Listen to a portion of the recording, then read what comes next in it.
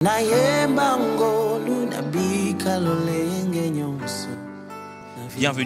à vous tous ce soir. Alors, on y va à nos questions. J'ai une première question qui dit: que veut dire la marque de la bête? Est-ce un signe ou un chiffre? Ah, belle question. Je sais qu'on aura beaucoup de questions concernant justement les choses de Dieu. On a toujours beaucoup de questions, surtout en matière des marques de la bête, un signe ou un chiffre. Lorsque la Bible parle de la marque de la bête, elle met ça, on dit que cette marque a son nombre. Vous voyez, il dit son chiffre est 666. La marque a son chiffre. Donc la marque n'est pas un chiffre. La marque a son chiffre. Souvenez-vous que celui qui est en train d'écrire ces textes-là est considéré comme étant l'apôtre Jean, qui certainement avait conscience de l'Ancien Testament. Donc c'est le même qui a écrit toutes ces autres choses qui démontrent la réalité de Christ comme étant le Messie. Vous devez savoir que le français, comme notre langue, n'est pas une langue chiffrée. Il y a bien sûr chaque lettre d'alphabet, on peut compter le nombre des lettres d'alphabet, mais les langues comme l'hébreu ou le grec un peu, mais beaucoup plus l'hébreu, est une langue chiffrée. C'est-à-dire que chaque lettre a un chiffre qui est correspondant. Ça ne veut pas dire que la première lettre a le chiffre 1, la deuxième lettre, non. Chaque lettre a un chiffre bien correspondant. Et lorsque vous regardez l'homme d'Apocalypse en train d'écrire, Jean, quand il écrit cela, à son époque, on vient de quitter l'empereur Néron, on vient d'entrer un autre empereur appelé Dominion. Et cet empereur, parmi les choses qu'il était en train d'imposer aux gens, c'est qu'il avait un jour qu'il appelait le jour du Seigneur, le jour du roi. Et son jour-là, les gens devaient s'élever devant et crier à tout le monde qu'il était le roi, que c'était lui le Seigneur, que c'était lui le Seigneur au-dessus de tout. Et Jean est en train de crier de façon codée à ces chrétiens pour leur faire savoir de qui il s'agit. Le moyen chiffré de reconnaître à cette époque-là, quel type d'antéchrist était en train de régner. Parce que quand vous regardez les écrits de Jean, il parle chaque fois de l'antichrist et des antichrists au pluriel. Donc l'image de l'antichrist vient à chaque saison jusqu'au moment où ça sera la fin finale. Et à ce moment-là, il était en train de leur donner un signe, un code pour reconnaître possiblement le nom de l'antichrist à l'époque. Pourquoi? Parce que quand vous prenez le nom de l'empereur de l'époque et vous l'écrivez en hébreu, et vous calculez donc les chiffres de chaque lettre en hébreu, pas en français. Les chiffres de chaque lettre en hébreu, pas en latin. Les chiffres de chaque lettre en hébreu, pas en grec. Les chiffres de chaque lettre, son nom, le nom de la personne en hébreu, quand vous calculez ces noms-là, vous vous rendez compte que ça va donner le chiffre de 666. Alors la marque de la bête ne signifie pas qu'il y a un chiffre nécessairement à chercher. Parce que vous devez savoir une chose.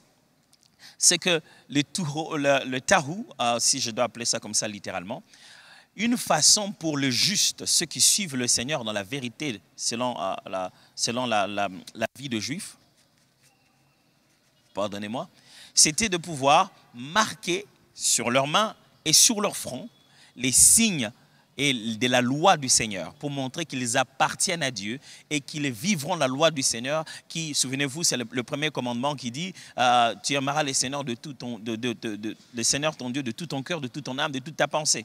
C'est pour dire ma tête, ma pensée, tout ce que je suis est à Dieu, mes œuvres, mes actions, tout ce que je le fais pour la gloire de Dieu. Et Jean est en train de faire une comparaison pour montrer que ce faux Christ-là qui va venir voudrait aussi devenir Dieu au point que les gens fassent allégeance à lui. Qu'il montre qu'ils vont faire ce qu'il leur dit. Il va contrôler leurs pensées et contrôler leurs actions. Alors, est-ce que littéralement dire que la personne qui va diriger ce système mondain, qui sera une association, celui qui en sera au top, qui sera la manifestation de l'Antéchrist, son nom en hébreu donnera aussi le chiffre 666? Je ne sais pas. Mais la chose qui est là, c'est qu'on ne va pas écrire le nom de quelqu'un. Mais il y a un système que cette personne ou ce nombre de personnes ensemble vont placer, que les gens vont progressivement commencer à faire entrer dans leur façon de vivre. Et ce système-là va va dominer nos passions, nos désirs, notre économie, notre système d'échange pour commencer à vivre dans le monde. On sera sous l'imposition de cela. Et la marque de la bête, ça commence déjà maintenant. La marque du Seigneur dans le cœur des saints, c'est un caractère qui se développe. Et la marque de la bête dans la vie de ceux qui vont céder à cela, c'est aussi un caractère, les mauvais caractères de des derniers jours, comme la Bible dit. Dans les derniers jours, les hommes seront mauvais, fanfarons, ainsi de suite. Un autre m'a posé une question. J'aimerais savoir, les chrétiens qui meurent maintenant, où vont-ils? Paradis ou dans le sein d'Abraham? Belle question. J'ai même reçu une question de quelqu'un qui a demandé, est-ce que le sein d'Abraham, c'est figuratif ou bien c'est vraiment les seins d'Abraham? Ok, les seins d'Abraham, c'est figuratif. C'est une façon de dire qu'il rentre. Et vous savez qu'Abraham est considéré comme le père de la nation juive. Et quand les Juifs parlent du sein d'Abraham, vous dire pour rentrer, on dit que quand on meurt, on rentre auprès de ses pères, on rentre dans sa descendance, on rentre auprès des ancêtres. C'est comme ça qu'on dit littéralement. Et la Bible dit, il va dormir avec ses pères. Et le père de tout le monde pour toute la nation juive est considéré comme Abraham. Et on parle de ce lieu appelé séjour des morts, là où ceux qui sont morts vont séjourner. On appelle cet endroit Saint d'Abraham pour les justes, pour ceux que le Seigneur a reconnus dans leur vie comme étant justes, qui se préparent à l'éternité. Ceux-là vont s'asseoir et attendre dans le sein d'Abraham. C'est comme ça un chrétien aussi, quand il meurt, il va attendre dans le sein d'Abraham. Et c'est cet endroit-là que deux fois la Bible utilise les termes pour appeler ça paradis. Je dois clarifier une chose. Très souvent, la manière dont l'enseignement biblique a été donné, ou je veux dire la manière dont les gens étaient habitués aux enseignements de l'Église, je crois qu'il s'est fait une mauvaise image. Une image où, en fait, nous croyons pour aller au paradis.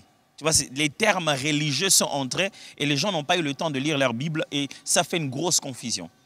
Lorsque nous croyons, nous chrétiens, nous sommes sauvés, nous commençons dès maintenant la vie que Dieu nous a donnée. Et quand Christ vient, nous le rejoignons dans les airs, afin de redescendre ensemble pour pouvoir finir la guerre contre ses ennemis et régner ici dans une nouvelle terre, un nouveau cieux. Donc la finalité, ce n'est pas de partir, c'est de partir pour entrer ensemble avec le roi de gloire. C'est de partir pour venir avec les vainqueurs. C'est de partir pour rester un moment de repos, pour venir en vainqueur et récupérer cet endroit et le renouveler. Ça, c'est une chose que vous devez bien placer dans votre esprit. L'homme, c'est le corps, l'âme et l'esprit. Quand il meurt, le corps retourne à la poussière, mais où va l'esprit et l'âme? Au retour de Jésus-Christ, les morts en Christ ressusciteront en premier. Serait-ce l'esprit ou l'âme qui va ressusciter? Belle question. Vous devez savoir, mon frère, c'est vrai, l'homme, corps, âme, esprit, quand on est ressuscité d'abord. Vous devez savoir que la Bible regarde l'homme de deux manières. Soit la manière où l'homme est deux, soit la manière où l'homme est trois. Je vous évite les termes trop techniques. Mais la Bible a deux visions fondamentales de l'homme. La vision dichotomique de l'homme et trichotomique, si vous voulez. L'homme est deux dimensions. Il est l'homme extérieur et l'homme intérieur. C'est ça ce que la Bible dit. C'est-à-dire l'homme extérieur, le corps, et l'homme extérieur, c'est tout ce qu'on ne voit pas de l'homme. Dans sa nature, l'homme est extérieur et intérieur. Mais dans son fonctionnement, l'homme est esprit, âme et corps. Vous voyez, on commence à parler de lui trois quand il fonctionne. Dans sa façon de fonctionner, il y a une dimension qui le connecte à Dieu et il y a une autre dimension qui le connecte à la réalité de son corps, à ses émotions, qui interprète la nature de message qu'il perçoit. C'est ce qu'on appelle l'âme. Et puis il y a une dimension physique qui vit dans ce corps mortel. Quand donc nous mourons, notre esprit, notre âme, si vous voulez appeler ça comme ça, cette réalité intérieure de ce qu'on appelle l'homme intérieur n'est qu'un. C'est cette réalité-là qui va être ressuscitée. Et je vais vous lire un texte, 1 Timothée, plutôt. Là, ça parle de l'état. Je voulais vous lire un texte qui va nous rappeler très très bien, désolé. La Bible est en train de rappeler très bien que lorsque nous sommes en train de ressusciter, nous ressuscitons dans un autre corps. Nous portons un autre corps. Jésus-Christ en parle, il dit, nous serons pareils à des anges. Alors, quand les morts en Christ ressuscitent d'abord, ils n'ont pas besoin, ils ressuscitent complètement. C'est-à-dire que c'est un autre corps qu'ils portent. Le Seigneur leur donne un autre corps qu'ils portent. Alors, ce n'est pas seulement leur esprit qui ressuscite, mais c'est aussi leur corps, mais un autre corps, que la Bible appelle un corps semblable à ceux des anges. Alors, une autre question. J'ai tellement de questions aujourd'hui.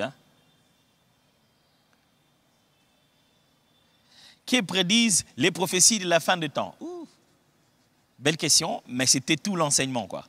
1 Timothée 3, 1, 7, la Bible dit, sachez que dans les derniers jours, il y aura des temps difficiles. Voilà, ça par exemple, il y aura des temps difficiles dans les derniers jours.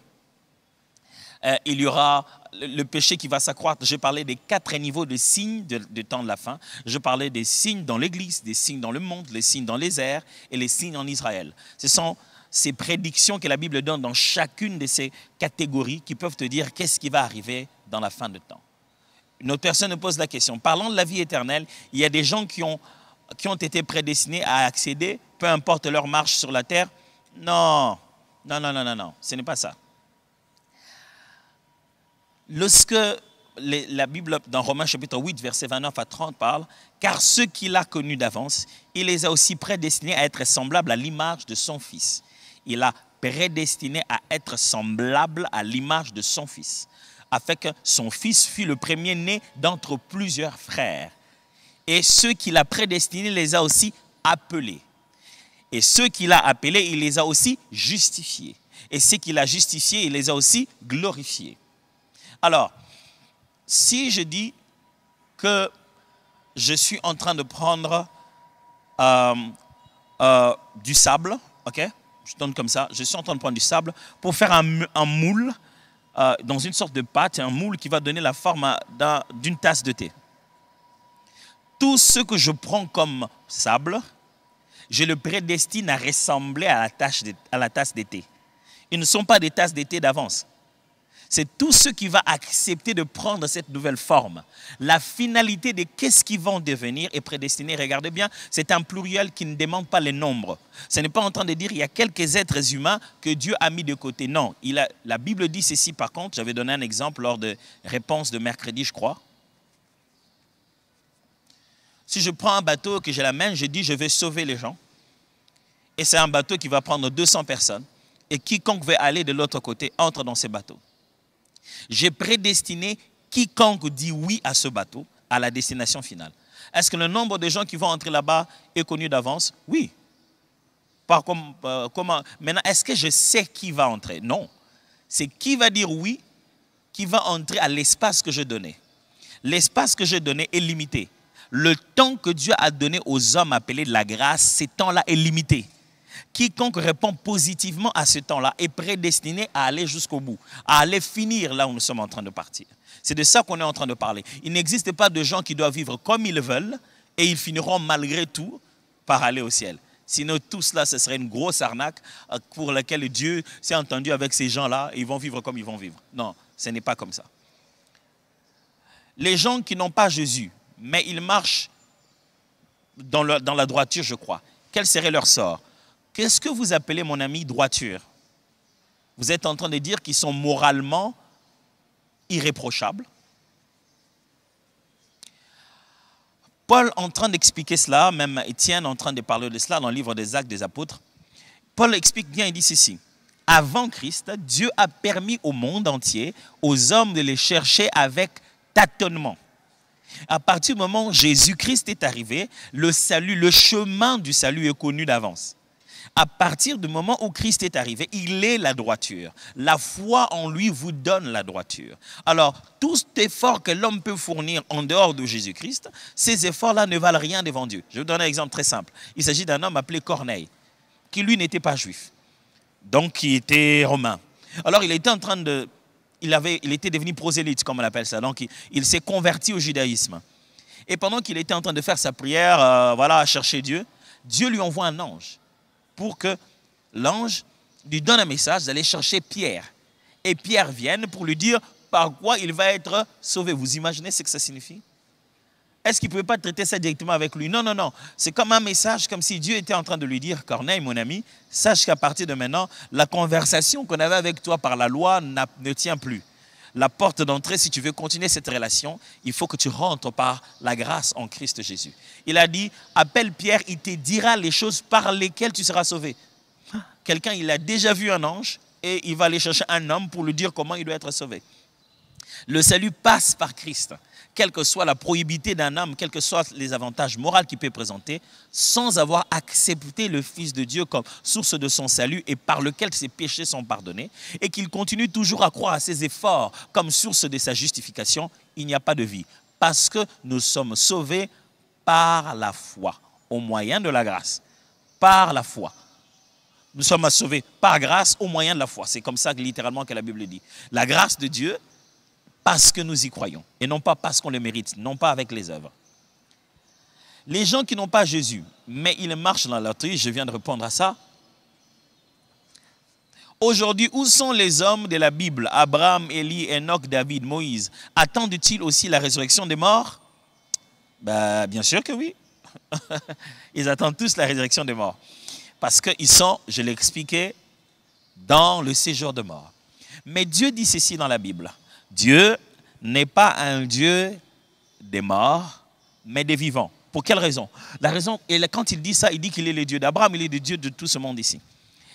Il ne dit pas il était le Dieu d'Abraham. Pourquoi? Parce que la notion de mort et de vie, comme nous la comprenons, nous considérons que tout celui qui ne fonctionne plus physiquement au milieu de nous, il est mort. Mais la mort dans la Bible, ça ne signifie pas ça. La mort dans la Bible, ça signifie tu es déconnecté de la source de vie, de l'espace où tu vis. Quand un enfant est dans le ventre, il vit dans le ventre. Quand il vient naître, il meurt du ventre pour vivre de ce monde.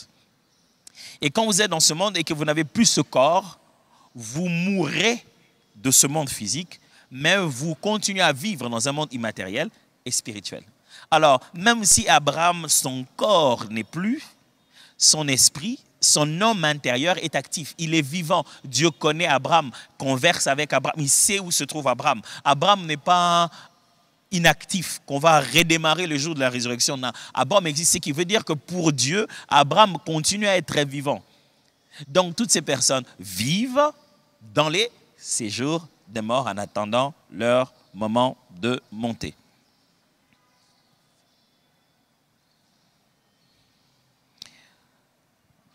Alors, peut-on dire que nous vivons ces derniers jours les signes précurseurs de la venue du Seigneur Jésus-Christ? Oui. Les 7 ans de tribulation trouveront-ils l'Église encore sur terre ou l'Église sera déjà enlevée quand on commence les 7 ans de tribulation? 2 courants de pensée là-dessus. Certains disent que la tribulation, les chrétiens doivent se préparer. On sera en train de vivre la souffrance et qu'elle va commencer. D'autres disent non, avant que la moindre petite souffrance ne puisse commencer, l'Église sera enlevée. Mais quand on lit la Bible, on remarque que l'Église puisse être enlevée ou pas, les chrétiens vont commencer déjà à subir des menaces. Ils vont déjà commencer à être haïs de plus en plus au sujet de Jésus. Maintenant, au moment où on en parle, combien ne meurent pas au sujet de Jésus? Pour eux, vous leur parlez des tribulations, pendant qu'on vient leur couper les mains, pendant qu'on vient de brûler leur famille. Vous parlez de la grande tribulation. Ils sont déjà en train de vivre une forme de tribulation. Les chrétiens vivent toujours une tribulation. Jésus l'a dit déjà. Cette tribulation existe toujours. Mais est-ce que lorsqu'elle va atteindre son comble, toute l'Église sera encore là où il y aura l'enlèvement? C'est là que les chrétiens se séparent. Certains disent, avant d'arriver au comble de la tribulation, qu'elle devienne si publique comme ça, là, qu'elle devienne mondiale partout, l'Église sera enlevée. Les autres disent, non, non, non, on va vivre ça et on va être enlevé. Mais la Bible montre que tribulation, il va en avoir. Est-ce qu'on arrivera au comble avant l'enlèvement? On a tendance à croire qu'avant que ça n'atteigne un certain niveau, le Seigneur prendra déjà le sien. Alors,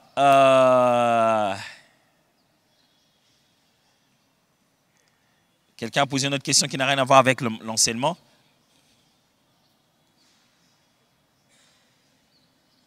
Alors quelqu'un dit, j'aimerais, ça sera peut-être ma dernière question, hein, j'ai l'impression quand je regarde, j'aimerais savoir sur le retour de Christ que nous pouvons anticiper chacun en menant sa vie conformément aux Saintes Écritures. comme souligné dans l'une des prédications. Cela ne veut pas dire que l'on se prépare à bien mourir pour qu'au moment M, nous soyons enlevés. Parce que là, j'ai l'impression que c'est personnel, où Christ reviendra pour tous. Non, Christ reviendra pour tous, les vivants et les morts. Mais Christ reviendra pour tous. Vous vivez comment? Vous vivez en vous disant, je vis en me disant qu'il va revenir, il reviendra que pendant que je suis vivant? Non. Vous devez aussi mettre dans votre tête l'option selon laquelle il reviendra peut-être pendant que je meurs. Et quand allez-vous mourir? Vous n'en avez pas de réponse, n'est-ce pas? Du coup, vous avez deux paramètres que vous ne maîtrisez pas. Deux, le moment où il arrive comme un voleur. Deux, le moment où la mort vous prend aussi comme un voleur, si je dois utiliser les termes.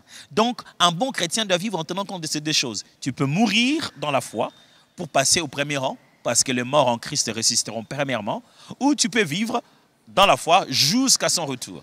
Mais prends conscience dans ces deux cas que ces deux choses arrivent sans que tu n'aies besoin de le dire, sans que personne ne te prévienne. Christ reviendrait maintenant. Quand est-ce que Christ revient? Quand on regarde les signes du temps de la fin, tu peux commencer à te dire, il reste encore un peu de temps. Mais tu ne sais pas jusqu'à combien de temps cette enveloppe charnelle que tu tiens peut s'arrêter, malgré ton âge. Alors vis avec la conscience de deux, que tu peux mourir maintenant et meurs dans la foi, que Christ peut venir maintenant, tu dois être dans la foi. Dans les deux cas, garde ta vie dans la sanctification devant le Seigneur. Le temps approche, bientôt nous allons commencer notre culte, c'est mercredi Malakissi. Aujourd'hui, on va passer un très bon moment d'enseignant avec l'une des personnes qui fait juste la fierté de cette église, un de très très bons enseignants, le pasteur Eric Ralph-Yonga, qui va se mettre à nous parler de beaucoup de belles nuances. Je ne sais pas si ça sera ça, mais en parlant ensemble, on parlait de faire la différence entre antichrist, antéchrist, l'impie et la bête, toutes ces choses qui font de confusion, et il va faire une très très belle différenciation. Mais avant tout, on va commencer d'abord par glorifier, louer le Seigneur, l'adorer. Alors restez avec nous, restez connectés. Je sais que quelqu'un m'a posé une question par exemple en disant, est-ce que ceux qui sont dans le séjour de mort, ils font quoi maintenant? Est-ce qu'ils sont là au repos, ceux qui sont dans le lieu de repos? Est-ce qu'ils mangent, ils boivent? Il a même demandé, est-ce qu'ils jouent au foot? Alors, est-ce que vous aimez beaucoup jouer au foot? Mais je ne sais pas, quand vous irez au lieu de repos, vous irez voir si... Mais je peux vous donner une réponse importante. C'est qu'au fur et à mesure, vous grandissez dans votre foi, vous vous rendez compte que le divertissement n'est pas ce qui fait l'homme. Ce qui fait l'homme, ce ne sont pas nos petits plaisirs d'aller à la télé, d'aller jouer au foot. La réalité dans l'homme, c'est que l'homme est réellement. C'est ça que nous allons rentrer. Nous allons rentrer dans cette authenticité de fait. Pourquoi nous vivons vraiment? Il y a moyen de se reposer sans jouer au foot. Il y a moyen d'être dans la joie sans regarder la télé. Ça existe, c'est justement ça, cette vie-là que Christ nous accorde. Alors à vous tous qui nous avez suivis, que le Seigneur vous bénisse. Je vous laisse suivre le culte. Nous commençons le culte, nous commençons notre moment de louange ensemble pour glorifier le Seigneur. Et toute l'assemblée va acclamer le Seigneur avec moi.